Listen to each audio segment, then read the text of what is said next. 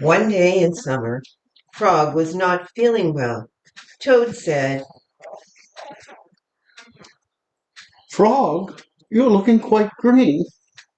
"But I always look green. I'm a frog." "Today you look very green, even for a frog. Get in my bed and rest." Toad made Frog a cup of hot tea. Frog drank the tea, and then he said, "Well, tell me a story while I'm resting." "All right. Let me think of a story to tell you." Toad thought and thought, but he could not think of a story to tell Frog.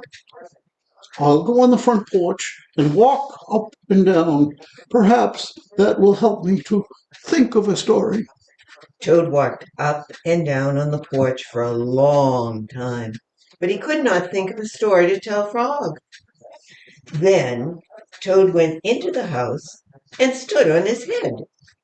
"Why are you standing on your head?" "I hope it will. If I stand on my head, I'll help me think of a story." Toad stood on his head for a long time, but he could not think of a story to tell Frog.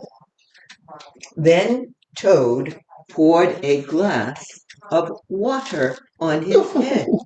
"Why are you pouring water over your head?"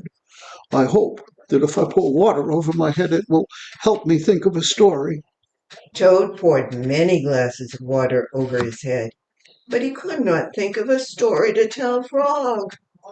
Then Toad began to bang his head against the wall. "Why are you banging your head against the wall?" "I hope that if I bang my head against the wall hard enough, it will help me think of a story." "I am feeling much better now, Toad," said Frog. "I do not think I need a story any more." "Then you get out of bed and let me get into it because I feel terrible." "Would you like me to tell you a story, Toad?" "Yes, if you know one." "Once upon a time, there were two good friends, a frog and a toad. The frog was not feeling well. He asked his friend the toad to tell him a story. The toad could not think of a story. He walked up and down the porch, but he could not think of a story. He stood on his head. He could not think of a story. He poured water over his head.